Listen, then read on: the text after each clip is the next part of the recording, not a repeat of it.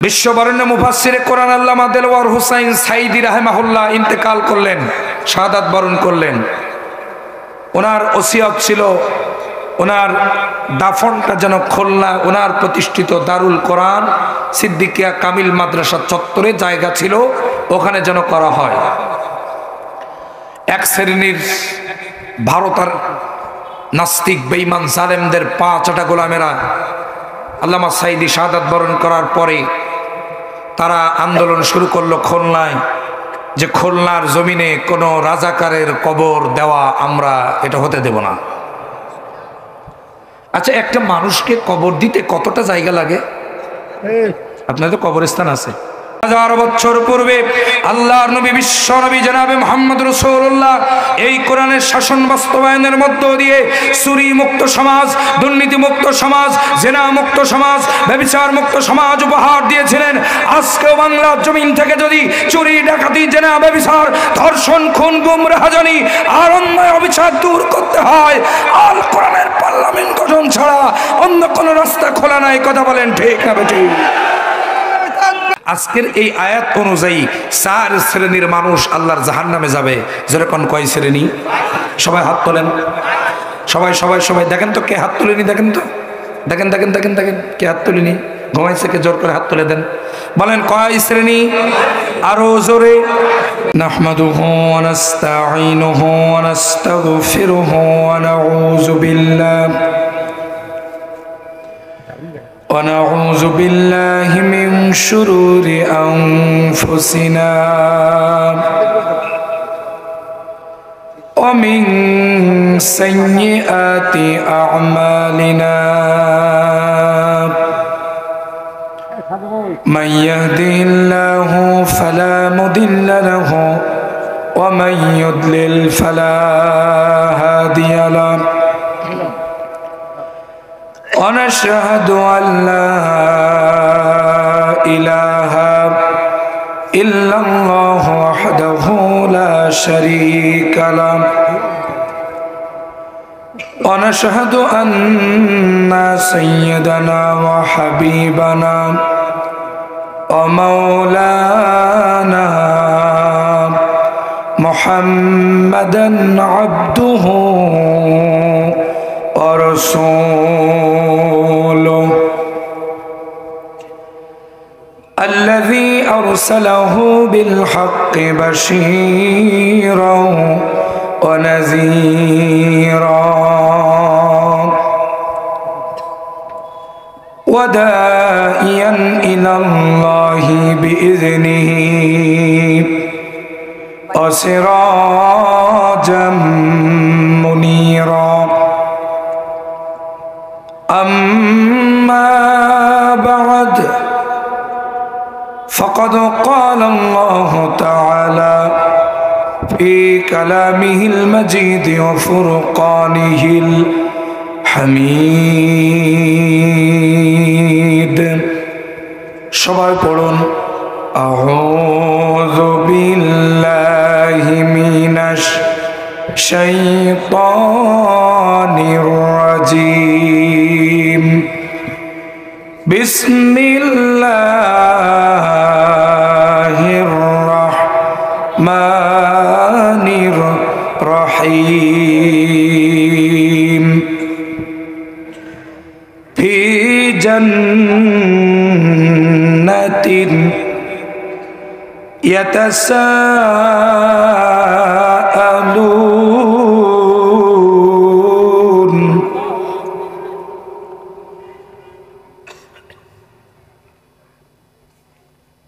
আনিল মুজরিমিন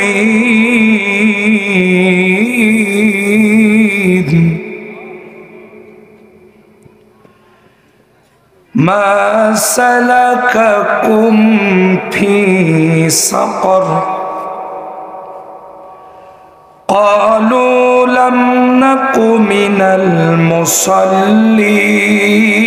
المصلين ولم نك نطعم المسكين وكنا نخوض مع خائدين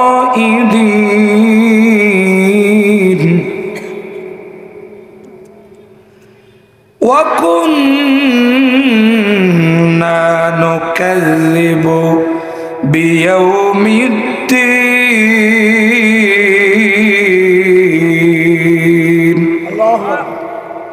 إن الله وملائكته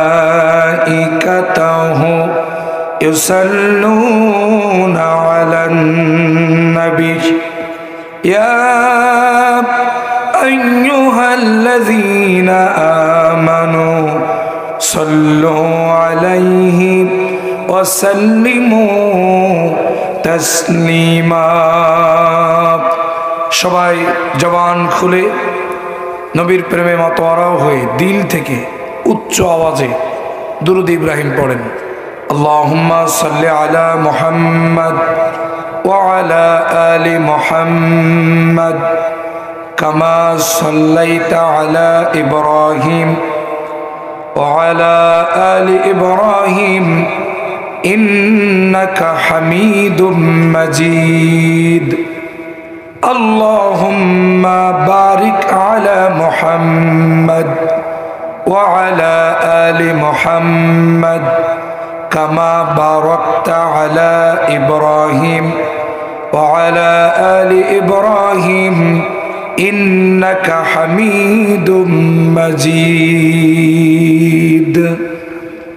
বাংলাদেশের ঐতিহ্যবাহী জেলা শহীদের রক্ত স্নাত জমিন নীলফামারী জেলার সদর উপজেলার সিপাহীপাড়া ঈদগাহ ও কবরস্থানের মরহুমার রুহের মাগফিরাতের উদ্দেশ্যে এলাকাবাসীর উদ্যোগে আয়োজিত সিপাহীপাড়া কবরস্থান ও ঈদগাহ মাঠে অনুষ্ঠিত তৃতীয় বার্ষিকী ঐতিহাসিক তাফসিরুল কোরআন মাহফিল 2024।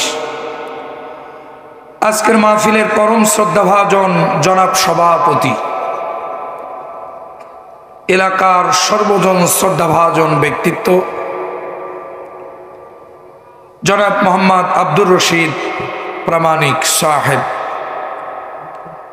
কোরআনের মাহফিলের সভাপতিত্বের খাতিরে কাল কিয়ামতের কঠিন বিপর্যস্ত ময়দানে এ মাহফিল আল্লাহ রাব্বুল আলামিন ওনার জন্য নাজাতের ওসিলা যেন বানিয়ে দেন, আমরা সকলে বলি আল্লাহুম্মা আমিন। আজকের মাহফিলের পরম শ্রদ্ধাভাজন সম্মানিত প্রধান অতিথি, নীলফামারী গণমানুষের প্রিয় নেতা, আমি আল্লাহর জন্য যাকে অন্তরস্থল থেকে ভালোবাসি, হাফেজে কোরআন ডক্টর মোহাম্মদ খায়রুল আনাম সাহেব, নায়েবে আমির, রক্তে গড়া সংগঠন বাংলাদেশ জামাত ইসলামী নীলফামারী জেলা শাখা।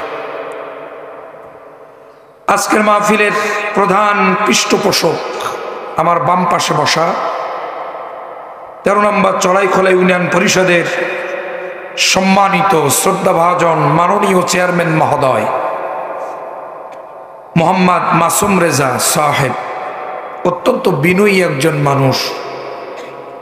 আল্লাহ রাব্বুল আলামিন সম্মানিত চেয়ারম্যান মহোদয়কে হযরত ওমরের মতো কবুল মঞ্জুর করে নিন, আমরা সকলে বলি আল্লাহুম্মা আমিন। আজকের মাহফিলের সম্মানিত উদ্বোধক জনাব মোহাম্মদ জাকারিয়া মোহাম্মদ শফিয়ার রহমান শফি, বিশেষ অতিথিবৃন্দ, আমন্ত্রিত অতিথিবৃন্দ, মাহফিল পরিচালনায় ডক্টর মোহাম্মদ ওলিয়ার রহমান সাহেব সহ আজকের মাহফিলের আমন্ত্রিত ওলামায়ে কেরাম, বিশেষ করে আমার পূর্বে অত্যন্ত জ্ঞানগর্ভ আলোচনা রেখে আপনাদেরকে মুগ্ধ করেছেন সুললিত কণ্ঠের অধিকারী, চেহারা দেখতে যেমন সুন্দর, আল্লাহ কণ্ঠও দিয়েছেন তেমন সুন্দর, এবং মানুষের পকেট থেকে টাকা কি করে বের করতে হয় আল্লাহ সেই যোগ্যতাটুকু দিয়েছেন আলহামদুলিল্লাহ। মানে একের ভিতরে সব। আল্লাহ তাআলা আজকের মাহফিলের বিশেষ মুফাসসিরকে আরো সম্মানিত করুন। জনাব হযরত মাওলানা জুবায়ের আহমেদ রহমানী রংপুর, আরও কথা বলেছেন হাফেজ মোহাম্মদ রবিউল ইসলাম সাহেব সহ আমার সম্মুখ উপবিষ্ট তাওহীদি জনতার এক অংশ, পর্দার অন্তরালে অবস্থানরতা, সর্বগুণে গুণান্বিতা, অবলা সরলা, পদ্মানাসিনা ধার্মিকা আমার সম্মানিতা মা এবং বোনেরা, সকলকে জানাচ্ছি আমার অন্তরস্থল হৃদয়ের কোন্দল মনের মণিকোঠা থেকে আপনাদের উদ্দেশ্যে সশ্রদ্ধ সালাম।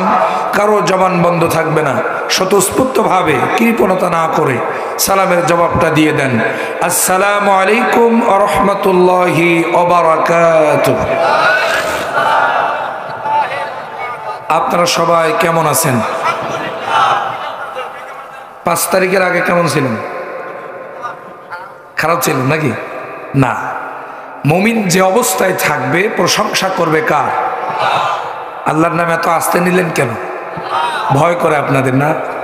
এখনো ভয়ের সময় আছে? যেরকম আছে, মুমিন যে অবস্থায় থাকে সে অবস্থায় মুমিন শুকরিয়া আদায় করে আল্লাহর। বিগত 5 তারিখের আগ মুহূর্ত দিয়ে গোটা 17টি বছর আপনি আমরা নির্যাতন অত্যাচার সহ্য করেছি বিধায় আল্লাহ আজকের এই মুক্ত বাতাস আমাদেরকে উপহার দিয়েছেন। যে জমিনে যত বেশি রক্ত ঝরে ওই জমিন তত বেশি ইসলামী বিপ্লবের জন্য উর্বর হয়। আমি অবশ্য খুব বেশি সময় কথা বলবো না, আমার শারীরিকভাবে আমি একটু অসুস্থ এবং রাত গভীর হয়ে গেছে, আপনাদেরও কষ্ট হয়ে যাচ্ছে। অল্প কিছুটা সময় যেহেতু শুরু করতে দেরি হয়ে গেছে, শেষ করতে যদি একটু দেরি হয় আপনারা আমাকে রেখে চলে যাবেন না তো? যেরকম চলে যাবেন না তো?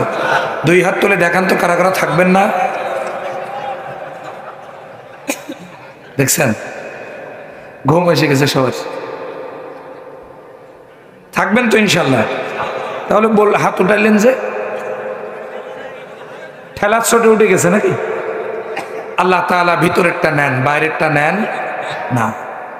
আসেন আমরা শুকরিয়া আদায় করি সে মহান আল্লাহ সুবহানাহু ওয়া তাআলার দরবারে, যে আল্লাহ তাআলা আপনাকে আমাকে বিগত 17টি বছরের জুলুম নির্যাতন অত্যাচারের কালো অধ্যায়কে পার করে বিগত 5ই আগস্ট ছাত্র জনতার গণ অভ্যুত্থানের মধ্য দিয়ে গোটা পৃথিবীর নিকৃষ্ট স্বৈরাচার, জালেম, ফ্যাসিস্ট, দুর্নীতিবাজ, ভোট চোর, কতক্ষণ নাকি?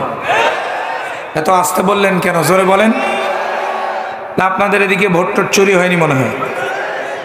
আমাদের সাতক্ষীরা একটা আঞ্চলিক ভাষা আছে, আগের লাঙ্গল যেদিকে যায় পিছের লাঙ্গলও সেই দিকে যায়।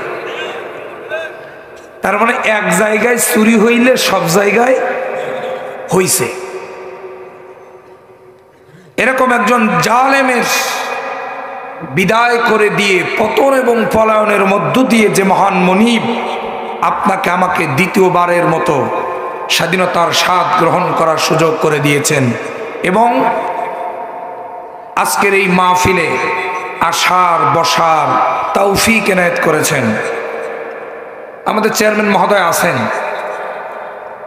এখান থেকে 1 বছর আগে এরকম একটি তাফসীর মাহফিল করতে গেলে অন্তত 6 মাস আগের থেকে থানার বারান্দায় বারান্দায় হাজার হাজার আলেমের ওস্তাদরা, ইউনিয়ন পরিষদের চেয়ারম্যানরা, মেম্বাররা অনুমতি নেওয়ার জন্য স্যান্ডেল ক্ষয় করে ফেলত। কথা বলেন না কেন? জোরে বলেন। আল্লাহর কোরআনের মাহফিল হবে আল্লাহর জমিনে, অনুমতি নেওয়া লাগবে বেনামাজি কোরআন বিরোধীদের। আল্লাহ বলছে আমার কোরআনের মাহফিল হবে আমার জমিনে।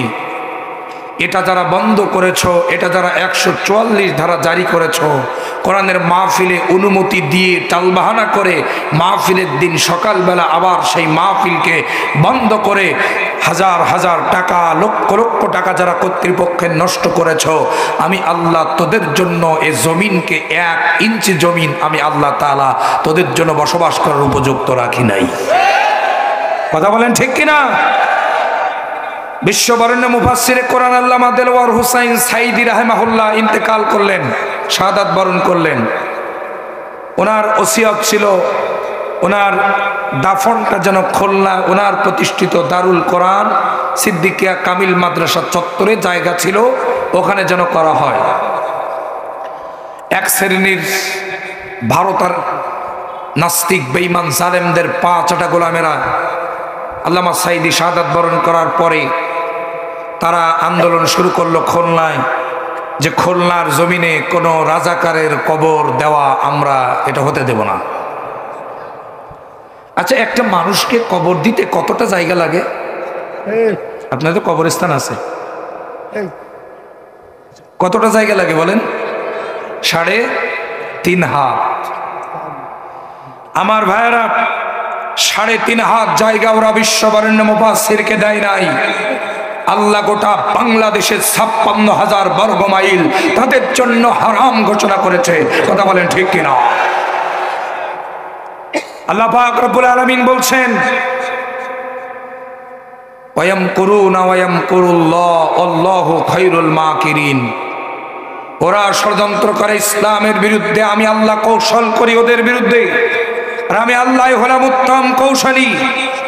ওরা বলতো খেলা হবে, ফাইনাল খেলাটা আল্লাহ রাব্বুল আলামিন খেলে দিয়েছেন। কথা বলেন ঠিক না ঠিক? আল্লামা দেলোয়ার হোসাইন সাঈদী রাহিমাহুল্লাহর নামটা কিয়ামত পর্যন্ত বাংলার জমিনে সম্মানের সাথে উত্তোলন করা হবে।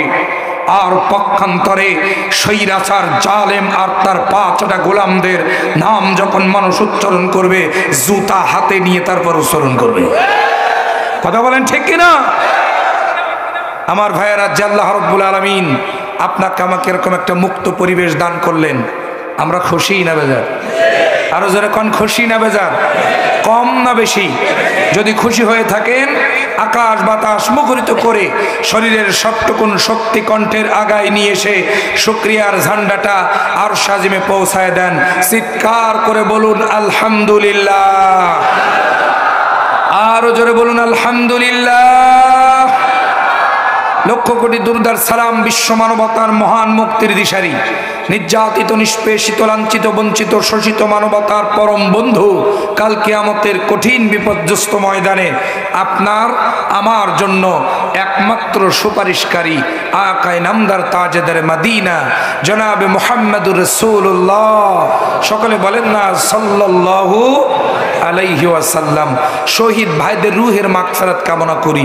আল্লাহ জমিনে আল্লাহ দিন প্রতিষ্ঠার আন্দোলন করতে গিয়ে বুকের তাজা রক্ত জমিনে যারা ঢেলে দিয়েছেন, বিগত 5ই আগস্টের এই যে জুলাই বিপ্লবে যারা বুকের তাজা রক্ত জমিনে ঢেলে দিয়েছেন, আল্লাহ তাআলা যেন তাদের প্রত্যেকের কবরগুলোকে জান্নাতুল ফিরদাউসের সৌচ্চ মাকাম বানায় দেন। আমরা সকলে বলি আল্লাহুম্মা আমিন। সাথে সাথে এই সিপাহীপাড়া কবরস্থানে যত মরহুম মরহুমা শুয়ে আছেন, কারো ভাই, কারো বাবা, কারো মা, কারো বোন, কারো সন্তান চলে গেছে। এই পৃথিবীর একটা চরম বাস্তবতা কি জানেন? খুব মনোযোগ দিবেন কথাগুলো। এই পৃথিবীর একটা চরম চিরন্তন সত্য কথা হলো, এমন একজন ব্যক্তি এই পৃথিবীতে নাই যার কেউ না কেউ অন্ধকার কবরে যায় নাই। কথা কি বুঝেছেন? এমন একজন ব্যক্তি নাই যার কেউ না কেউ কবরে যাই নাই, অর্থাৎ কেউ না কেউ কবরস্থ হয়েছেন, কবরে চলে গিয়েছেন। আমাদেরকেও যেতে হবে। যারা আজকের এই সিপাহীপাড়া কবরস্থানে ঘুমিয়ে আছেন, ওনারা যখন চলে গিয়েছিলেন অনেক টাকা পয়সা ছিল, অনেক অর্থ সম্পদ ছিল, অনেক ক্ষমতা ছিল, অনেক সম্মান প্রতিপত্তি ছিল, কিন্তু যখন চলে গিয়েছেন কিছুই নিয়ে যেতে পারেন নাই। 3.5 হাত একটি কাপড় দিয়ে পেঁচায়া সুন্দর করে ওই কবরের ভিতরে রেখে এসেছেন। যেই কাপড়টা পরিয়েছেন ওই কাপড়ের পকেট পর্যন্ত নাই। ঠিক কিনা বলেন? যারা চলে গেছেন তারা আমাদের জন্য শিক্ষা, তারা আমাদের জন্য লিড, একটা সিঁড়ি রেখে গিয়েছেন যে ও সিপাহীপাড়া এলাকার মানুষ, ও নীলফামারীর এলাকার মানুষ, আমি যেমন খালি হাতে এই সাদা কাপড় পরে অন্ধকার গহীন কবরে চলে যাচ্ছি, তোমাদেরকেও কিন্তু একদিন এভাবেই অন্ধকার গহীন কবরে চলে আসতে হবে। সুতরাং প্রস্তুতি গ্রহণ করো। কিন্তু যেমন মৃত্যু চিরন্তন সত্য, আমাদের এটাও তেমন চিরন্তন সত্য। আমরা প্রতিনিয়ত মানুষদেরকে কবরে দাফন করছি। আচ্ছা, আপনাদের এই কবরস্থানে সর্বশেষ দাপন হলো কতদিন হবে? সর্বশেষ 15 দিন আগে। 15 দিন আগে একটা কবরে আপনি দাফন করলেন, কবরস্থ করলেন। উচিত ছিল এই মৃত্যু থেকে শিক্ষা গ্রহণ করে নিজেকে পরিবর্তন করা। করতে পেরেছেন? এত আস্তে বললেন কেন? জোরে বলেন, করতে পেরেছেন? সুতরাং তাহলে আমাদের কি হলো? এই মৃত্যু থেকে, কবর থেকে আমাদেরকে কি শিক্ষা আমরা নিতে পারলাম? যদি শিক্ষা নিয়ে জীবন পরিবর্তন করতে পারতাম, তাহলে আপনার আমার একটি জানাজা, একটি মৃত্যু, একটি দাফন, একটি কাফন হয়ে যেতে পারত আমার জীবন পরিবর্তনের জন্য যথেষ্ট। ঠিক কিনা বলুন? আরো জোরে বলুন, ঠিক না বেঠিক? সুতরাং প্রত্যেককে চলে যেতে হবে। চলে যাওয়ার পূর্বে আপনাকে আমাকে প্রস্তুতি গ্রহণ করতে হবে। আসুন, ওই কবরে যাওয়ার পর কবর থেকে আমাদেরকে আবার আল্লাহ রাব্বুল আলামিন উঠাবেন কাল হাসরের ময়দানে। কথা বলেন, আরো জোরে বলেন। আমার ভাইরা, বেশি সময় কথা বলবো না, কিছু সময় কথা বলবো, একটু অন্তর দিয়ে কথাগুলো বোঝার চেষ্টা করবেন। একজন মানুষের জন্য মৃত্যুর পর 2টা বাসস্থান আছে। জোরে কন, কয়টা? আরো জোরে কন। চিরস্থায়ী বাসস্থান কয়টা? 2টা। এই দুনিয়া কিন্তু আমাদের চিরস্থায়ী বাসস্থান নয়। চিরস্থায়ী বাসস্থান বলেন? আমরা কেউ থাকতে পারবো এখানে? জোরে কন, পারবো? পারবো না। চেয়ারম্যান সাহেবের আগামী কালকের জন্য কত প্ল্যান প্রোগ্রাম আছে না? ডক্টর খায়রুল আনাম সাহেবের আগামী কালকের জন্য কত প্ল্যান প্রোগ্রাম আছে। মাওলানা আফজাল হুসাইন জিহাদির, জুবায়ের আহমেদ রহমানির কত প্ল্যান প্রোগ্রাম আছে। কিন্তু আমরা আগামীকাল যেতে পারবো তার কোনো গ্যারান্টি নাই। এক্ষুনি আমার মৃত্যু হয়ে যেতে পারে, কবরস্থান রেডি আছে। ঠিক কিনা বলুন?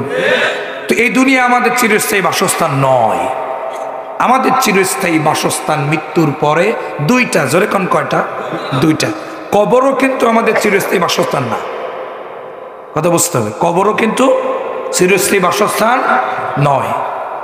চিরস্থায়ী বাসস্থান 2টা, একটা হলো জান্নাত আর একটি হলো জাহান্নাম। এখন বলুন, জান্নাতি আর জাহান্নামী 2টা গ্রুপ কি সমান? আস্তে বলেন কেন? জোরে কোন, সমান? আল্লাহ রাব্বুল আলামিন বলেন, লা ইয়াস্তাউই আসহাবুন নারি ওয়া আসহাবুল জান্নাহ আসহাবুল জান্নাতি হুমুল ফাইজুন। আল্লাহ পাক বলছেন, লা ইয়াস্তাউই আসহাবুন নার ওয়া আসহাবুল জান্নাহ, জান্নাতি আর জাহান্নামী 2টো গ্রুপ কখনো সমান নয়। আসহাবুল জান্নাতি হুমুল ফাইজুন, যারা আল্লাহর জান্নাতে চলে যাবে, জান্নাতের মেহমান হবে, জান্নাতের আসহাব হবে, ওরাই হবে প্রকৃত সফল কাম। যেরকম সুবহানাল্লাহ। জান্নাতি আর জাহান্নামী 2টো গ্রুপ কখনো সমান হতে পারে না। এখন আমরা জান্নাতে যেতে চাই নাকি জাহান্নামে যেতে চাই? এত আসতে বললেন কেন? জোরে কোন, জান্নাতে নাকি জাহান্নামে? জান্নাতে যেতে চান কারা কারা? 2 হাত তুলে আল্লাহকে দেখান। লিল্লাহে তাকবীর। আমরা সবাই চাই আল্লাহর জান্নাত। জাহান্নাম থেকে বাঁচতে চাই। জাহান্নাম থেকে বাঁচলে পরেই আল্লাহ পাক আমাদেরকে কোথায় দিবেন? কথা বোঝেন, একটু জবাব দেন। কোথায় দিবেন? জাহান্নাম থেকে যদি আমরা বাঁচতে পারি, আল্লাহ কোথায় দিবেন? অপশন তো 2টা, হয় জান্নাত না হয় জাহান্নাম। আমার ভাইরা, জাহান্নাম থেকে যদি বাঁচা যায় তাহলে আল্লাহ কোথায় দিবেন? জান্নাতে দিবেন। আজকের আমাদের আলোচনার মূল বিষয় হলো জাহান্নামে মানুষ কেন যাবে, আর জাহান্নাম থেকে বাঁচতে আমাদের কি কি করণীয়। ইনশাআল্লাহ। জোরে কোন ইনশাআল্লাহ। আসেন, আমি আপনাদের সম্মুখে পবিত্র কোরআনুল কারীমের সূরা মুদ্দাসসির, একটু আওয়াজ করে বলেন কোন সূরা? আরো জোরে কন্যা, কোন সূরা? সূরা মুদ্দাসসির এর 40 থেকে 46 7টি আয়াতে কারিমা তেলাওয়াত করেছি। আজকের এই আয়াত অনুযায়ী 4 শ্রেণীর মানুষ আল্লাহর জাহান্নামে যাবে। জোরে কোন, কয় শ্রেণী? সবাই হাত তোলেন। সবাই সবাই সবাই দেখেন তো কে হাত তুলেনি, দেখেন তো, দেখেন দেখেন দেখেন দেখেন কে হাত তুলেনি। ঘুমাইছে কে? জোর করে হাত তুলে দেন। বলেন কয় শ্রেণী? আরো জোরে। জোর হলো না। হাত নামান। 4 শ্রেণীর মানুষ আল্লাহর জাহান্নামে যাবে। তারা কারা এবং তাদের পরিচয় কি আমরা জানার চেষ্টা করব সূরা মুদ্দাসসিরের আলোকে ইনশাআল্লাহ। এখন আসেন সূরা মুদ্দাসসির, কোরআনুল কারীমের ৭৪ নম্বর সূরা। একটু আওয়াজ দিয়ে বলুন তো কত নম্বর সূরা? আরো যেরকম কত নম্বর সূরা? ৭৪ নম্বর সূরা। এই সূরাটি নাজিল হয়েছিল মক্কায়। যেরকম কোথায়? মক্কায়। আমার দিনী ভাইয়ারা, এই সূরার মোট আয়াত হলো ৫৬টি, রুকু আছে ২টি। যেরকম মোট আয়াত কতটি? আরো যেরকম কতটি? ৫৬টি। রুকু আছে কয়টি? ২টা রুকু আছে। আমার ভাইয়ারা, আমার বাবাজিরা, গভীর মনোযোগ দিবেন। মুদ্দাসসির শব্দের অর্থ হলো কম্বল আচ্ছাদিত ব্যক্তি। মুদ্দাসসির শব্দের অর্থ কি? কম্বলের নিচে শুয়ে থাকা ব্যক্তি। গভীর মনোযোগ দিবেন আমার দিন ভাইয়ারা, আমার বাবাজিরা। আমরা সূরার পরিস্থিতি জানলাম, এবার আসেন সূরার নামকরণ। সূরা মুদ্দাসসির, মুদ্দাসসির শব্দের অর্থ হলো কম্বল আচ্ছাদিত ব্যক্তি। সূরার প্রথম আয়াতে মুদ্দাসসির শব্দ থেকে এই সূরাটির নামকরণ করা হয়েছে সূরা মুদ্দাসসির। আসেন সূরাটির সংক্ষিপ্ত শায় নজুল জেনে নেই। কোন প্রেক্ষাপটে আল্লাহ রাব্বুল আলামিন এই সূরাটি নবীজির কাছে অবতীর্ণ করেছিলেন। আমার দিনী ভাইয়েরা, রাসূল করিম সাল্লাল্লাহু আলাইহি ওয়াসাল্লাম গোটা সমাজকে অন্যায় অবিচার মুক্ত করার জন্য হেরা নামক গুহায়, পাহাড়ের গুহায় আল্লাহ রাসূল সাল্লাল্লাহু আলাইহি সাল্লাম ধ্যানে মগ্ন ছিলেন। সেখানে আল্লাহ রাব্বুল আলামিন গোটা পৃথিবীকে বাঁচানোর জন্য, গোটা পৃথিবীকে অন্যায় অবিচার মুক্ত করার জন্য একখানা পরশ পাথর নবীজিকে দিয়েছিলেন। বলুন তো সেই পরশ পাথরের নাম কি? আর একটু জোরে বলেন, সেই পরশ পাথরের নাম কি? আচ্ছা, পরশ পাথর বললাম কেন জানেন? পরশ পাথর বলা হয় ওই পাথরকে যেই পাথরের কাছে আসলে লোহা সোনায় পরিণত হয়ে যায়। একটু জোরে কন্যা সুবহানাল্লাহ। আচ্ছা, এই পরশ পাথর কি কেউ দেখেছেন? যদি দেখে থাকেন একজন হাত তোলেন তো। আসলে বাস্তবে কোনো পরশ পাথর নাই। এটা হলো কাল্পনিক রূপকথার একটি গল্প। বাস্তবে যদি কোনো পরশ পাথর থাকে তার নাম কোরআন। কেবলমাত্র কোরআন, শুধুমাত্র কোরআন, একমাত্র কোরআন। সুবহানাল্লাহ বলবেন না? সম্মানিত ভাইয়ার আমার, পরশ পাথরের কাছে লোহা আসলে যেমন সোনায় পরিণত হয়ে যায়, আল্লাহর নবী বিশ্ব নবী জনাবে মুহাম্মদ রাসূলুল্লাহ সাল্লাল্লাহু আলাইহি ওয়াসাল্লাম এমন একটি সমাজ ব্যবস্থায় তিনি আগমন করেছিলেন যেই সমাজে চুরি ছিল, ডাকাতি ছিল, জেনা ছিল, ব্যভিচার ছিল, হত্যা ছিল, খুন ছিল, গুম ছিল, রাহাজানি ছিল। এমন কোনো অন্যায় ছিল না যে মানুষ করত না। এমনকি কন্যা সন্তান জন্মগ্রহণ করাকে তারা অপরাধ মনে করত। মেয়ে হলে পরে আষাঢ় মেরে মেরে জীবন্ত কন্যা সন্তানকে মেরে মরুভূমির মধ্যে বালি চাপা দিয়ে কবর দিয়ে দিত। ওই একটি সমাজে আল্লাহ রাসূল সাল্লাল্লাহু আলাইহি সাল্লাম আসলেন। সঙ্গে আল্লাহ পাক দিলেন একখানা পরশ পাথর, যেই পরশ পাথরের নাম কি? আর একটু জোরে বলেন কি নাম? এই কোরআনুল কারীম তথা পরশ পাথর দিয়া আল্লাহর হাবিব জনাবে মুহাম্মদ রাসূলুল্লাহ সাল্লাল্লাহু আলাইহি ওয়াসাল্লাম গোটা সমাজকে কোরআনের আদলে নিয়ে আসলেন।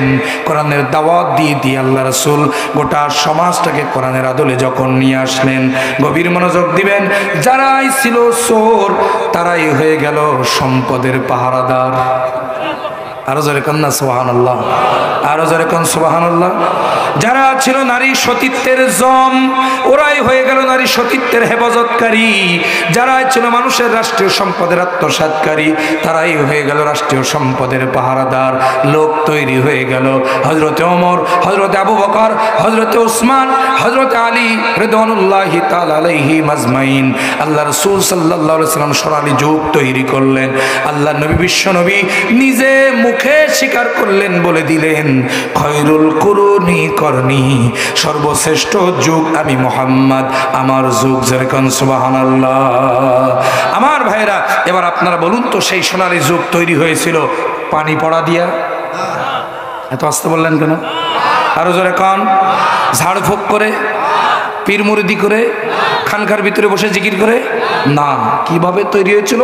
সেই সোনালী যুগ তৈরি হয়েছিল আল কোরআনের পার্লামেন্ট গঠনের মধ্য দিয়ে। আরো জোরে বলেন, কথা ঠিক কিনা?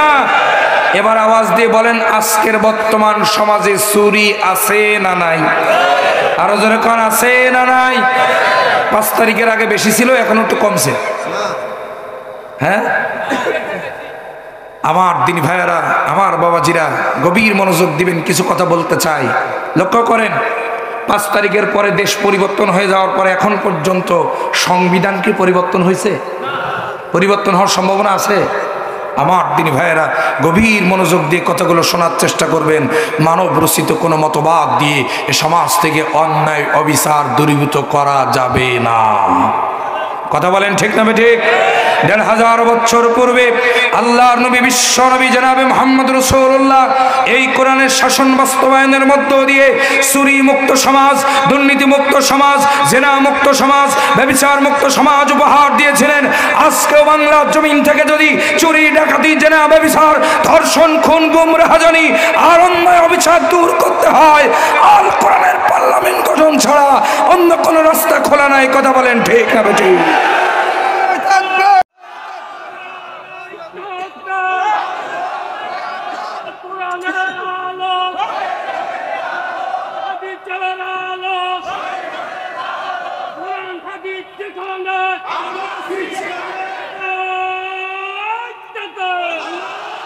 আমার দিনী ভাইয়ারা, সেই কোরআনের রাজ কায়েমের জন্য যদি বাংলার জমিনে আবারও ডাক দেওয়া হয়, কোরআনের শাসন প্রতিষ্ঠার জন্য যদি বাংলার জমিনে আবারও ডাক দেওয়া হয়, রাজপথে মাথায় কাফনের কাপড় বেঁধে প্রয়োজনে জীবন বাজি রেখে সংগ্রাম করতে রাজি আছেন কারা কারা? 2 হাত তুলে আল্লাহকে দেখা দেন।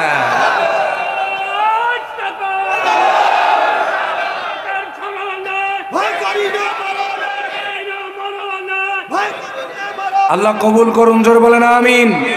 আরো জোরে বলুন আল্লাহুম্মা আমিন। সম্মানিত ভাইয়ারা আমার, যে কথা আমি আপনাদের মাঝে বলছিলাম, আল্লাহর নবী, বিশ্ব নবী যখন ধ্যানে মগ্ন হয়ে গেলেন হেরা গুহায়, বিশ্ব নবীর উপরে প্রথম ওহী নাজিল হলো।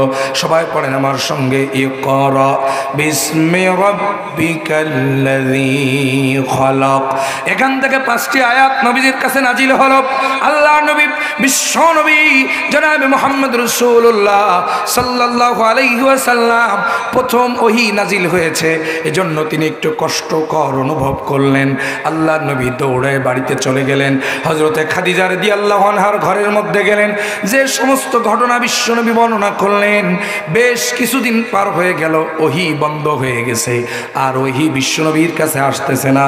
হঠাৎ করে নবীজি একটু চিন্তিত হলেন, নবীজি একটু ভীত সন্ত্রস্ত হলেন। আল্লাহর নবী, বিশ্ব নবী জনাবে মুহাম্মদ রাসূলুল্লাহ সাল্লাল্লাহু আলাইহি সাল্লাম একদিন চলতেছিলেন। বুখারী শরীফের 4 নম্বর হাদিস।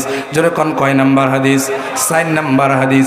আল্লাহ নবী যখন চলতেছিলেন, হঠাৎ করে বিশ্ব নবী জনাবে মুহাম্মদ রাসূলুল্লাহ সাল্লাল্লাহু আলাইহি সাল্লাম আসমানের দিকে নজর করে দেখলেন, আসমান এবং জমিনের মাঝখানে বিশাল একটা সিংহাসনের মধ্যে হযরতে জিবরাইল আলাইহিস সালাম বসে আছেন, যার এক পা মাসে রেখে আর এক পা হলো মাগরিবে। চিৎকার দিয়ে বলেন আল্লাহু আকবার। আল্লাহর নবী, বিশ্ব নবী দেখে আরো ঘাবড়ে গেলেন, আরো ভীত সন্ত্রস্ত হলেন। বিশ্ব নবী জনাবে মুহাম্মদ রাসূলুল্লাহ সাল্লাল্লাহু আলাইহি সাল্লাম দৌড়াতে দৌড়াতে খাদিজাতুল কুবরার ঘরের মধ্যে চলে গেলেন। যে বলতেছেন, জাম্মিলুনি জাম্মিলুনি, আমাকে কম্বল দিয়ে ঢেকে দাও, আমাকে কম্বল দিয়ে ঢেকে দাও। মা খাদিজাতুল কুবরা রাদিয়াল্লাহু তাআলা আনহা আল্লাহ রাসূলকে কম্বল দিয়ে ঢেকে দিয়েছেন। বিশ্ব নবী কম্বলের মধ্যে শুয়ে আছেন। আল্লাহ নবী যখন কম্বলের মধ্যে শুয়ে আছেন, ঠিক সেই সময় আল্লাহ রাব্বুল আলামিন বিশ্ব নবীর কাছে এই সূরা মুদ্দাসসিরটা নাজিল করলেন। নাজিল করে আল্লাহ রাব্বুল আলামিন জানিয়ে দিলেন, জিবরাইল আলাইহিস সালাম বললেন, ইয়া আইয়ুহাল মুদ্দাসসির কুম ফাআনজির ওয়া রাব্বাকা ফাকাব্বির। চিৎকার দিয়ে বলেন আল্লাহু আকবার। হযরত জিবরাইল বললেন, ইয়া আইয়ুহাল মুদ্দাসসির, হে কম্বলের নিচে শুয়ে থাকা রাসূল, আল্লাহু আকবার বলেন। কুম, উঠে দাঁড়ান। ফাআনজির, আপনার কওমকে সতর্ক করুন, আপনার কওমের কাছে দাওয়াতি কাজ করেন, আপনার কওমকে জাহান্নামের আগুন থেকে বাঁচানোর জন্য আপনি নসিহত করেন, কওমকে বাঁচান, কওমের কাছে যান।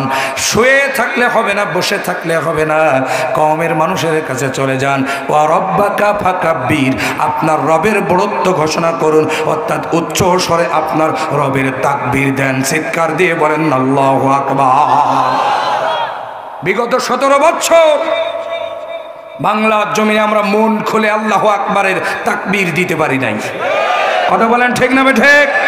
যারা আল্লাহু আকবারের স্লোগান দিয়েছে ওই নাস্তিক বেঈমান ভারতের পাঁচটা গোলামেরা স্বৈরাচার জালেমরা বলেছে এই নারায়ে তাকবীর আল্লাহু আকবার এটা জামাত ইসলামের দলীয় স্লোগান।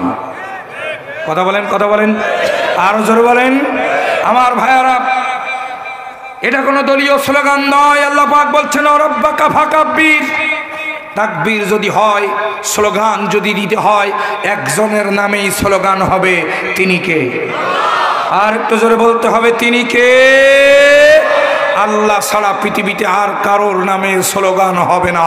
কথা বলেন ঠিক কিনা আমার ভাইয়েরা? সুতরাং আমরাও সেই আল্লাহ রাব্বুল আলামিনের উপরে ভরসা করে বিগত 17 বছর এই সুযোগের অপেক্ষায় ছিলাম। আল্লাহ রাব্বুল আলামিনের জমিনে যারা আল্লাহর তাকবীর ধ্বনি দিতে বরণ করত, আল্লাহর তাকবীর ধ্বনি দিতে যারা নিষেধ করেছে, দলীয় স্লোগান বলে চালানোর চেষ্টা করেছে, আল্লাহ পাক তাদের হাত থেকে জমিনকে উন্মুক্ত করেছেন। এখন আমাদের সামনে শুধু একটি মাত্র স্লোগান, লিল্লাহে তাকবীর। এবং এই স্লোগান বদরের প্রান্তরে দিয়ে মুসলমানরা বিজয় অর্জন করেছে। এই স্লোগান উহুদের ময়দানে দেওয়া হয়েছে, এই স্লোগান খন্দকের প্রান্তরে দেওয়া হয়েছে, এই স্লোগান ইয়ারমুকের প্রান্তরে দেওয়া হয়েছে, এই স্লোগানে স্পেন বিজয় করা হয়েছে, এই স্লোগান দিয়ে তুরস্ক বিজয় হয়েছে, এই স্লোগান দিয়ে বাংলার জমিনে আগামীতে পার্লামেন্ট তৈরি হবে, আর সেই পার্লামেন্ট হবে কোরআনের পার্লামেন্ট। কথা বলেন ঠিক কিনা? আর জোরে বলেন কথা ঠিক কিনা আমার দিনী ভাইয়ের, আমার বাবাজিরা? সুতরাং আল্লাহু আকবারের স্লোগানে যারা বাধা দেয়, আল্লাহ তাদের জন্য জমিনকে হারাম করে দেন। কথা বলেন ঠিক না ঠিক? স্লোগান কারো বাবার নামে হবে না, কারো স্বামীর নামে হবে না, স্লোগান হবে আল্লাহর নামে। যারা বলেন কার নামে? আল্লাহর নামে স্লোগান হবে। আল্লাহ তাআলা এই স্লোগানকে বৈধতা দিলেন, বললেন হে রাসূল আপনি উঠুন, উঠে আপনার কওমকে সতর্ক করুন এবং আপনি আপনার রবের তাকবীর ধ্বনি দেন। যেরকম সুবহানাল্লাহ। এই সূরাটি তখন নবীজির কাছে অবতীর্ণ হলো। আমার ভাইরা, তাহলে প্রথমে আমরা সূরার পরিচিতি জানলাম, এরপরে সূরার নামকরণ জানলাম, তারপরে শানে নুজুলটা সংক্ষিপ্ত আকারে জেনে নিলাম। এবার আমরা জানবো ব্যাখ্যা। যেরকম কি জানবো বলেন? আরো যেরকম কি জানবো? ব্যাখ্যা জানবো। যে আয়াতে কারিমা আমি আপনাদের মাঝে তেলাওয়াত করেছি, এখান থেকে আমরা আলোচনা করব এবং সর্বশেষ তার থেকে শিক্ষা গ্রহণ করে আমরা বাড়ি ফিরে যাব ইনশাআল্লাহ। আমাকে একটু সময় আপনারা দিবেন তো ইনশাআল্লাহ? যেরকম দিবেন। আয়াত তেলাওয়াত করেছি সূরা মুদ্দাসসিরের 40 থেকে 46 7টি আয়াত। যেরকম কয়টা আয়াত? আরো যেরকম কয়টা? কয় শ্রেণীর মানুষ জাহান্নামে যাবে? যেরকম কয় শ্রেণী? 4 শ্রেণী। তারা কারা? এটা বলার আগে আসুন আমরা একটু জাহান্নামের পরিস্থিতি, ভয়াবহতা সম্পর্কে আমরা সংক্ষিপ্ত আকারে একটু জেনে নেই। আমার ভাইয়েরা, আপনাদেরকে আমি একটা প্রশ্ন করতে চাই, বলুন তো জাহান্নাম কয়টা? কয়টা? কয়টা? 7টা নাকি? জাহান্নাম কয়টা? 7টা। এই উত্তরটা ভুল। এই উত্তরটা কি ভুল। জাহান্নাম হলো মূলত একটা। কয়টা? আর একটু জোরে কোন? জাহান্নাম কয়টা? একটা। আর জাহান্নামের স্তর হলো 7টা। যেরকম কয়টা স্তর? 7টা। জান্নাত মূলত কয়টা? একটা। জান্নাতের স্তর মূলত কয়টা? 8টি স্তর। সম্মানিত ভাইয়েরা আমার, 1 নম্বর স্তরের নাম হলো জাহান্নাম। 7টি স্তর এবং তার পরিচিতি একটু সংক্ষিপ্ত আকারে জেনে নেন। 1 নম্বর স্তরের নাম কি? সবাই জোরে কোন? 1 নম্বর স্তরের নাম কি? জাহান্নাম।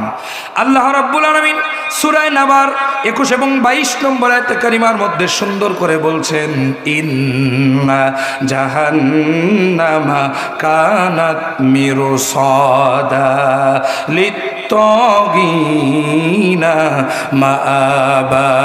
চিৎকার দিয়ে বলেন আল্লাহু আকবার। আল্লাহ রাব্বুল আলামিন বলেন নিশ্চয়ই সীমালঙ্ঘনকারীদের জন্য রয়েছে জাহান্নাম। কাদের জন্য? সীমালঙ্ঘন। জোরে কান, কাদের জন্য? সীমালঙ্ঘন। আল্লাহ পাক রব্বুল আলামিন এই দুনিয়ার জমিনে আপনাকে আমাকে পাঠিয়েছেন একটা সীমানা দিয়ে, একটি বর্ডার দিয়ে। জুলুম করো না, এটা একটা সীমানা। এরপরে জেনা করো না, এটা একটা সীমানা। এরপরে সুদ খেও না, ঘুষ খেও না, নামাজ কাজা করো না, অন্যায়ভাবে মানুষের উপরে হত্যা করো না। এই সবগুলো আল্লাহর সীমানা। এই সীমানা যারা লঙ্ঘন করবে আল্লাহ পাক বলছেন তাদের জন্য রয়েছে জাহান্নাম।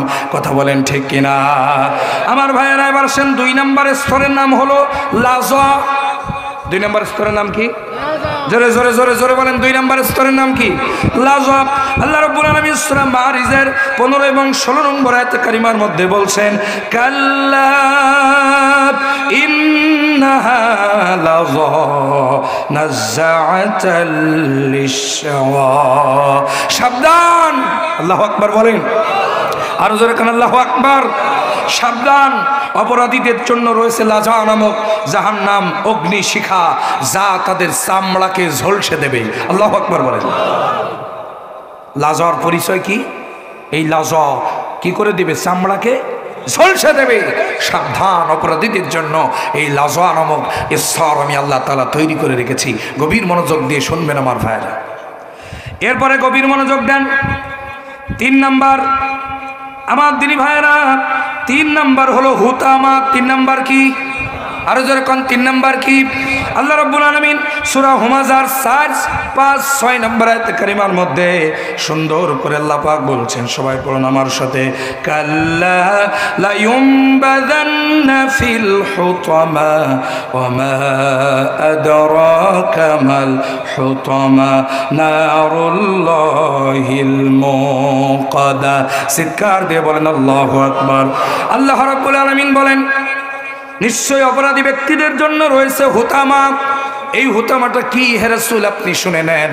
হুতামা হলো এরকম আগুন, নারুল্লাহিল মুকাদা, এরকম আগুন, আল্লাতী তাত্তালিউ আলাল আফিদা, যে আগুন পায়ের নিচে অথবা মাথার চুলে যদি লাগিয়ে দেওয়া হয়, একটুখানি মনোযোগ দিয়ে শুনবেন, দুনিয়ার আগুন যদি আমার ডান হাতের শাহাদাত আঙ্গুলে লাগে, বাম হাত কিন্তু পুড়ে যাবে না। ডান পা যদি পুড়ে যায়, বাম পা কিন্তু পুড়ে যাবে না। কিন্তু আমার ভাইয়ারা, আল্লাহ রাব্বুল আলামিন যে আগুন তৈরি করে রেখেছেন হুতামা নামক 3য় স্তরে, এই আগুনটা হলো যদি পায়ের নিচে অথবা মাথার চুলে লাগায় দেওয়া হয়, মুহূর্তের মধ্যে কলিজা পর্যন্ত পুড়ে ছারখার হয়ে যাবে। জোরে কান আল্লাহু আকবার। যেহেতু কবরস্থানের মাহফিল, ওই কবর থেকে নিয়ে কিয়ামত পর্যন্ত আমার ভাইরা, আমার বাবাজিরা, জাহান্নাম থেকে কেমনে আমরা বাঁচবো একটুখানি মনোযোগ দিয়ে শুনে যাবেন। নাকি কষ্ট হচ্ছে আপনাদের? একটুখানি লক্ষ্য করেন আমার ভাইরা। তাহলে 3 নম্বর হলো হুতামা, যেটা কলিজা পর্যন্ত পুড়ে ছারখার হয়ে যাবে। এবার আপনারা প্রশ্ন করতে পারেন যে হুজুর, কলিজা পর্যন্ত পুড়ে যদি ছারখার হয়ে যায়, সমস্ত শরীর যদি ঝলসে যায়, পুড়ে ছারখার হয়ে যায়, তাহলে আমাদের তো সব শেষ হয়ে গেল। আল্লাহ আবার কেমনে আযাব দিবে? আমাদের তো শেষ হয়ে গেল না।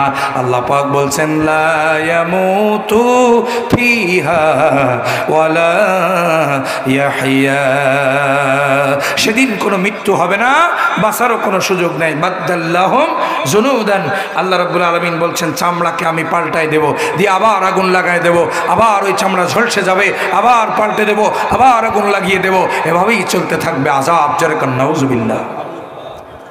আমার ভাইরা, এবার লক্ষ্য করেন, 4 নম্বর স্তরের নাম হলো জাহিম। 4 নম্বর কি? আরো জোরে কোন 4 নম্বর কি? আমি কিন্তু আপনাদের কাছে শুনবো, প্রত্যেকটা কিন্তু জবাব দেওয়া লাগবে ঠাস ঠাস করে। আপনারা ঘুম পড়বেন তা কিন্তু হবে না। 4 নম্বর কি? জাহিম।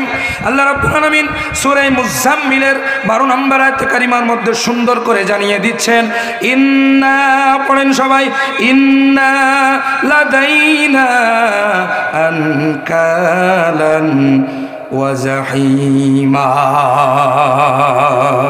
চিৎকার দিয়ে বলেন আল্লাহু আকবার। আল্লাহ পাক বলছেন, নিশ্চয় অপরাধীদের জন্য আমার কাছে রয়েছে শিকল এবং জাহিম নামক অগ্নিকুণ্ড। আল্লাহু আকবার বলেন। তাহলে গেল 4 নাম্বার। এবার লক্ষ্য করুন আমার দিনী ভাইয়েরা, 5 নাম্বার হলো 5 নাম্বার আল্লাহ রাব্বুল আলামিন সুন্দর করে জানিয়ে দিচ্ছেন, 5 নাম্বার হলো সাইর। 5 নাম্বার কি? আরো যারা কান 5 নাম্বার কি সাঈদ। আল্লাহ রাব্বুল আলামিন সূরা দাহারের 4 নম্বর আয়াতে বলেন ইন্না আ'তাদনা লিল কাফিরিনা সালাসিলা ওয়া আগলালা ওয়া সাঈরা। চিৎকার দিয়ে বলেন আল্লাহু আকবার। গভীর মনোযোগ দেন। আল্লাহ পাক বলছেন নিশ্চয় আমি কাফের তথা অস্বীকারীদের জন্য রেখে দিয়েছি শিকল বেড়ি। কি রেখে দিয়েছি? বেড়ি। বেড়ি জোরে কোন কি? আমার ভাইরা বিগত 17 বছরের ইতিহাসের দিকে তাকান, নিরপরাধ মানুষের হাতে পায়ে বেড়ি পরিয়েছিল জালেমরা। কথা বলেন, কথা বলেন। আমার ভাইয়ারা, আমার সাতক্ষীরার ছোট্ট একটা ঘটনা আপনাদের মাঝে আমি বলতে চাই। আপনি মুরব্বী মানুষ, কষ্ট করবেন না, বসেন। আমার ভাইয়ারা, সাতক্ষীরায় জেলা জামাতের সাবেক আমির অধ্যক্ষ মাওলানা আব্দুল খালেক মণ্ডল, তিনি আল্লাহর জিম্মায় চলে গেছেন, শাহাদাত বরণ করেছেন। এই লোকটা হাজার হাজার আলেমের উস্তাদ ছিলেন। আল্লাহু আকবার বলেন।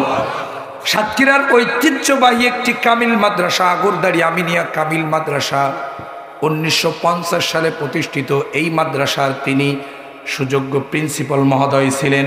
একটু ঘটনাটা মনোযোগ দিয়ে শুনে যাবেন, যেহেতু বেড়ির কথা আসলো তাই নিয়ে আসলাম।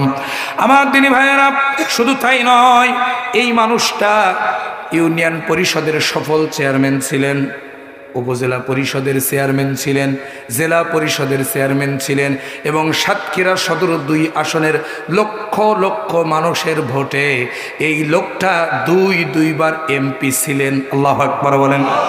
এই লোকটার আরো একটা পরিচয় দেয়, তখন এরশাদ সরকার ক্ষমতায়, গোটা বাংলাদেশ, আমার দিনী ভাইয়েরা গভীর মনোযোগ দিবেন, এরশাদ না আরো আগের কথা, গোটা পাকিস্তান যখন এক ছিল, লক্ষ্য করবেন, অল পাকিস্তানে বাংলাদেশ, ভারত, পাকিস্তান, অর্থাৎ পুরো এই আপনার উপমহাদেশে, ভারতীয় উপমহাদেশে 2টা পাকিস্তান মিলে কামেলে এই লোকটা first class, first gold medallist হয়েছিলেন। আমার ভাইরা, সেই সময়কার সরকার তাকে সোনার মেডেল পরাইয়া রিক্সায় করে গোটা খুলনা ঘোরায় বেড়াইছিল। আমার দিনী ভাইয়েরা লক্ষ্য করেন, শুধুমাত্র ইসলামী আন্দোলন করার অপরাধে, আল্লাহর জমিনে আল্লাহর দ্বীন প্রতিষ্ঠার আন্দোলন করার অপরাধে ওরা এই হাজার হাজার আলেমের উস্তাদকে আমার ভাইয়েরা গ্রেপ্তার করে জেলখানার মধ্যে দিল। গভীর মনোযোগ দিবেন, একজন কুলাঙ্গার ওসি হুজুরকে যেই দিন গ্রেপ্তার করেছিল, গাড়িতে হুজুরকে উঠায়া বুকে একটা লাথি মেরে হুজুরকে এভাবে দিয়েছিল, বুট পায়ে দিয়ে লাথি মারছিল। আমার দিনী ভাইয়েরা গভীর মনোযোগ দিবেন, হুজুর জেলখানায় যখন গিয়েছেন তখন ওনার বয়স হলো 70 বছর। জোরে কোন কত বছর? 70 বছর বয়সে তিনি জেলখানায় গিয়েছেন। আমার দিনী ভাইয়েরা 2013 সাল থেকে তিনি জেলখানায় ছিলেন। একটুখানি লক্ষ্য করেন, 70 বছর বয়সে আল্লাহ পাক কি মেধা আর যোগ্যতা তাকে দিয়েছিলেন। এই লোকটা জেলখানায় যাওয়ার পর 30 পারা কোরআনুল কারীমের হাফেজ জেলখানার মধ্যে হয়েছে। জোরে বলেন সুবহানাল্লাহ। আমার দিনী ভাইয়েরা, আমার বাজিরা, একটা কথা আছে, ঢেকি স্বর্গে গেলেও ধান মানে। কথা কহান। ইসলামী আন্দোলনের কর্মীরা জেলখানায় গেলে পরেও সেখানে দাওয়াতি কাজ হয়। কথা বলেন ঠিক কিনা? আমি তো মনে করি যে মাঝে মাঝে ইসলামী আন্দোলনের লোকজনদের একটু জেলখানায় যাওয়া দরকার। কেন দরকার? কারণ ওই জেলখানার ভিতরে যারা আছেন ওনাদের কাছে দাওয়াত কে পৌঁছাবে? তো আপনাকে তো যাওয়া দরকার সেখানে, আপনি হকের দাওয়াতটা পৌঁছানোর জন্য। কথা কন। আমার দিনী ভাইরা গভীর মনোযোগ দেন। এই লোকটা যখন জেলখানায় গিয়েছেন তখন জেলখানার ভিতরে 800 লোক হিন্দু মুসলমান মিলে সাতক্ষীরার জেলখানায়, আমার ভাইয়েরা, এই লোকটার হাতে হাত রেখে 9 জন অমুসলিম জেলখানার ভিতরে মুসলমান হয়েছিলেন। শুধু তাই নয়, 450 কর্মী ওই জেলখানার মধ্যে তিনি তৈরি করে তারপরে বাইরে এসেছিলেন। আল্লাহু আকবার বলেন। কথা সেটা নয় আমার ভাইয়েরা, কথা হলো হুজুর যখন অসুস্থ হয়ে গেলেন, গভীর মনোযোগ দিবেন, হাজার হাজার আলেমের উস্তাদ, হুজুরের বয়স যখন 80 বছর পার হয়ে গেছে, গত বছর তিনি ইন্তেকাল করেছেন। আমার ভাইরা গভীর মনোযোগ দিবেন, আমার ভাই আল্লামা সাইদি সাহেবের কয়েক মাস আগে 2 মাস আগে তিনি ইন্তেকাল করেছিলেন। হুজুরকে যখন ব্রেন স্ট্রোক করার কারণে জেলখানা থেকে হসপিটালে নিয়ে এসেছে, চলতে পারে না, ফিরতে পারে না, অচেতন অবস্থা, পেশাব পায়খানাটুকু করতে পারে না, ওই হসপিটালের বেডের উপরে শুয়ে শুয়ে পেশাব করে, পায়খানা করে, ওইগুলো সবাই পরিষ্কার করে। আমার দিনী ভাইয়েরা, কিন্তু কষ্ট হলো এক জায়গায়, এই লোকটা চলতে পারে না, 80 ঊর্ধ্ব বয়স, এরপরে পেশাব পায়খানা পর্যন্ত নিজে করতে পারে না, দুনিয়ার কোনো খেয়াল নাই। অথচ এই লোকটার হাতের মধ্যে হ্যান্ডকাপ লাগায়া হসপিটালের বেডের সাথে হ্যান্ডকাপটা তালা দিয়ে রেখেছে, পায়ের মধ্যে বেড়ি লাগায়া দুইটা পা দুই দিকে এভাবে শুয়ে আছে। আমি নিজের চোখে হুজুরকে দেখতে গিয়েছিলাম, নিজের চোখে দেখা ঘটনা বর্ণনা করছি। হুজুরের পায়ের মধ্যে বেড়ি লাগায়া আমার ভাইরা ওই বেড়ি আবার শিকল তালা দিয়া হসপিটালের বেডের সাথে বেঁধে রাখছে। শুধু তাই নয়, হাজার হাজার আলেমের ওস্তাদের কোমরের মধ্যে দড়ি বেঁধে, দড়িটা আবার পুলিশেরা ওই হসপিটালের বেডের সঙ্গে বেঁধে রেখেছে। শুধু তাই নয় আমার ভাইয়েরা, আজকে যে মুক্ত বাতাস, আজকের যে মুক্ত বাতাস, আজকের যে মুক্ত স্বাধীন দেশ, এই মুক্ত স্বাধীন দেশ কিন্তু এমনি এমনি আসে নাই। আপনি যদি মনে করেন জুলাই আন্দোলনের মাধ্যমে শুধু বিপ্লব হয়েছে, তা নয়। এই বিপ্লবের সূচনা হয়েছে আরো অনেক আগে, 2006 সালের 28শে অক্টোবর। কতক্ষণ আমার ভাইরা, শুধু ইসলামী আন্দোলন করার অপরাধে ঢাকার জমিনে এই আওয়ামী লীগের তৎকালীন সরকার ঘোষণা দিয়ে ওই বাংলাদেশের সমস্ত জায়গা থেকে আমার দিনী ভাইরা লগি বইটা নিয়ে ওই ঢাকায় উঠে আমার ইসলামী আন্দোলনের বাংলাদেশ ইসলামী ছাত্র শিবিরের ভাইদেরকে পিটিয়ে পিটিয়ে, সাপের মতো পিটিয়ে হত্যা করেছিল। যেই দিন, যেই একটি ফোঁটা জসিম ভাইয়ের, শিপন ভাইয়ের একটি ফোঁটা রক্ত এই জমিনে যেই দিন পড়েছিল, মনে করেন ওই দিন থেকে এ বাংলার জমিন জীবন এই 2024-এর স্বাধীনতার জন্য উন্মুক্ত উর্বর হয়ে গিয়েছিল। কথা বলেন ঠিক কিনা? আমার ভাইয়ের পেছনে অনেক ইতিহাস, অনেক রক্ত, অনেক জীবন গিয়েছে। চূড়ান্ত বিজয় হয়েছে ছাত্র বৈষম্য বিরোধী আন্দোলন দিয়া। আমার ভাইরা, যে কথা বলতেছিলাম, কষ্ট হচ্ছে না তো আপনাদের? আমার ভাইরা, হুজুরের এখানেই কিন্তু শেষ না। এই লোকটা, অর্থাৎ এই হাজার হাজার আলেমের ওস্তাদ, জেলখানার ভিতরে ওই বন্দি অবস্থায় হসপিটালে ইন্তেকাল করলেন। ইন্না লিল্লাহি ওয়া ইন্না ইলাইহি রাজিউন। চতুর্দিকে খবর ছড়িয়ে গেল, নেতাকর্মীরা, তার হাজার হাজার ছাত্ররা কেন্দ্রে বুক ভাসায়। আমার দিনী ভাইয়েরা, কিন্তু সব চাইতে কষ্ট লেগেছিল আর একটা জায়গায়।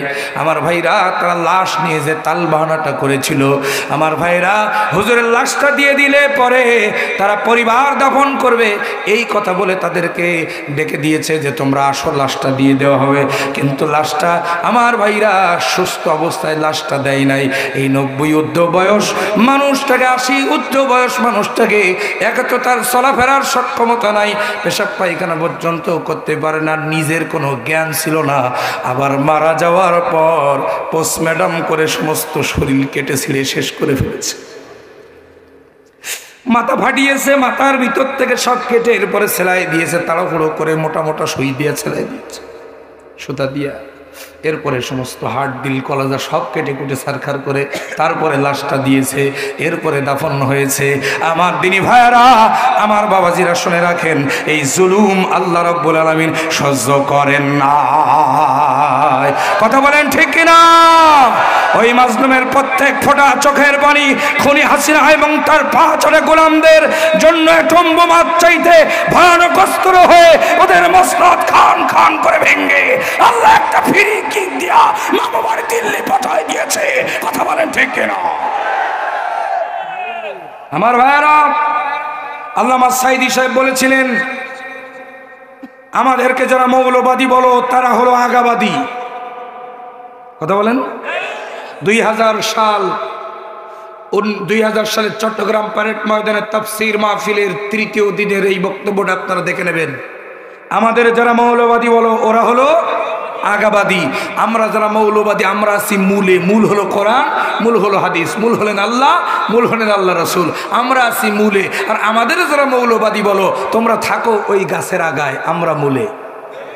লাফালাফি বেশি করবা না, 12 কোটিতে গাছের গোড়া আস্তে নাড়া দেবে, মামু বাড়ি দিল্লি গিয়া পড়বা। বলেছিলেন না আল্লামা সাঈদী? আল্লামা সাঈদী ছিলেন বাংলার জমিনে একজন জীবন্ত আল্লাহর ওলি। কথা বলেন না কেন? এবং তার প্রত্যেকটি কথা বাংলার জমিনে হাড়ে হাড়ে খেটে গিয়েছে। কথা বলেন ঠিক কিনা? এবং আমরা শেষমেশ দেখলাম 24 বছর পর তার ভবিষ্যৎবাণী খেটে গিয়ে সেই জাগার মাল জাগায় গেছে। কথা বলেন, কথা বলেন, কথা বলেন।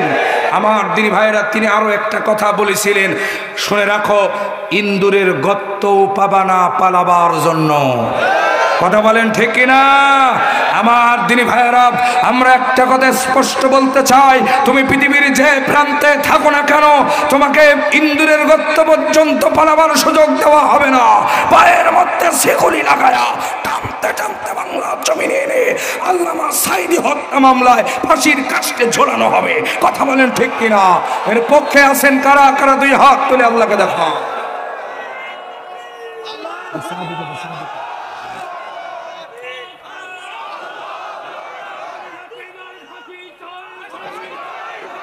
আমার ভাইরা, এখন আবার শুনতেছি তিনি শর্ট করে ঢুকে পড়বেন। কথা কান আরো জোরে কান। আমরা বলছি শর্ট করে না, শর্ট পরে ঢুকেন। কথা কান, কথা কান আরো জোরে বলেন। শর্ট করে না, প্রয়োজনে শর্ট পরে তারপরে ঢুকেন। আর তুমি যদি শর্ট করে ঢোকো, আমরা কট করে ধরে ফেলবো। আর বাংলার জমিনে আয়না ঘরও রেডি আছে।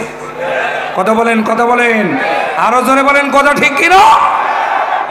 আয়না ঘরও রেডি আছে। তবে আমাদের আয়না ঘরের নির্যাতন একটু অন্য কায়দায় হবে। ওরা করেছে আয়না ঘরের কায়দায়, আর আমাদের আইন আমরা হাতে তুলে নেব না। আইনের গতিতেই চলবে। আইনি প্রক্রিয়ায় তাকে এনে মহিলা পুলিশ দিয়া ওই আয়না ঘরে ঢুকাইয়া উল্টো করে ঝুলাই দেওয়া হবে। কথা বলেন, কথা বলেন। এবং নির্যাতন হবে চিরুনি ঘরের কায়দায়। কি ঘর? চিরুনি দিকে এদিকে কি বলে? চিরুনি বলে।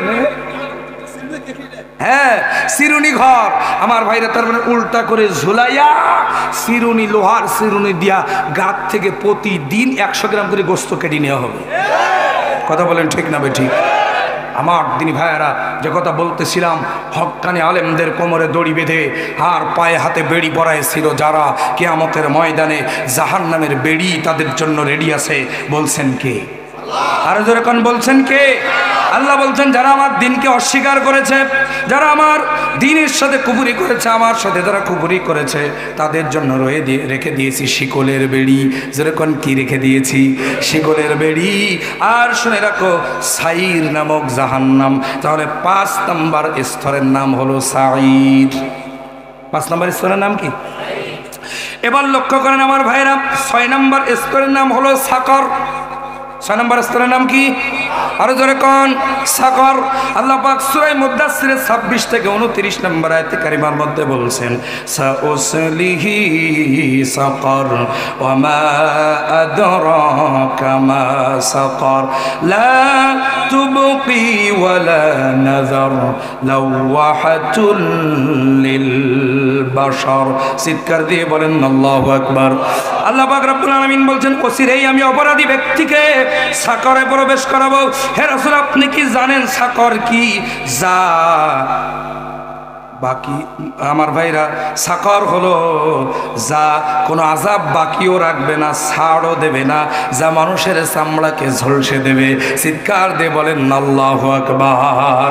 এবার লক্ষ্য করেন আমার ভাইয়েরা, 7 নম্বর হলো হুতামা। 7 নম্বর হলো হাবিয়া। 7 নম্বর কি বলেন? আরো জোরে কন্যা, 7 নম্বর কি? আমার দিনী ভাইয়েরা, গভীর মনোযোগ দিবেন। আল্লাহ রাব্বুল আলামিন বলছেন 7 নম্বর হলো হাবিয়া। সূরা করিয়া দেখেন 8 থেকে 11 নম্বর আয়াত। আল্লাহ রাব্বুল আলামিন বলছেন, সবাই পড়েন আমার সঙ্গে, ওয়া আম্মা মান খাফফাত মাওয়াজিনুহু ফাউম্মুহু হাওিয়া ওয়া মা আদরাকা মা হিয়া নারুন হামিয়া। যেরকম আল্লাহু আকবার। কিয়ামতের ময়দানে যার নেকের পাল্লা ভারী হবে, আল্লাহু আকবার বলেন। আরো জোরে কান আল্লাহু আকবার। নেকির পাল্লা যার ভারী হবে, গুনার পাল্লা যার হালকা হবে, এই লোকটা জান্নাতে যাবে, কিন্তু নেকির পাল্লা যার হালকা হয়ে যাবে, গুনার পাল্লা যার ভারী হয়ে যাবে, আমার দিনী ভাইরা, ওই লোকটাকে হাবিয়া নামক জাহান্নামে দেওয়া হবে। আমার ভাইরা, আল্লাহ পাক বলছেন, হুজুর হাবিয়া কি জিনিস আপনি কি জানেন? আল্লাহ রাসূল বলছেন, না আমি তো জানি না। আল্লাহ রাব্বুল আলামিন ডাক দিয়ে বলছেন, শুনুন, হাবিয়া হলো এরকম আগুন, যা প্রজ্বলিত আগুন, জ্বলন্ত আগুন। আমার ভাইরা, 6টি 6 এবং একটি হাবিয়া 7, 7টি স্তরের কথা আমি আপনাদের মাঝে বললাম।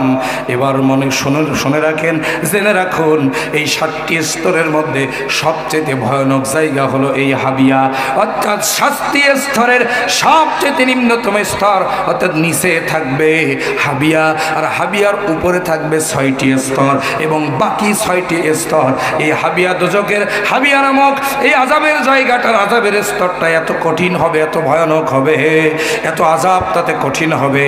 এই হাবিয়া দোজক থেকে অন্য 6টি স্তর আল্লাহর কাছে প্রতিনিয়ত ক্ষমা চায়, পানা চায়। চিৎকার দিয়ে বলেন না আল্লাহু আকবার। আল্লাহ পাক যেন আমাদেরকে জাহান্নামের আগুন থেকে বাঁচান। জোরে কোন আমিন। আর জোরে বলুন আমিন। এই 7টি স্তর। এখন আপনি বলেন, আপনি কোন স্তরে যাবেন?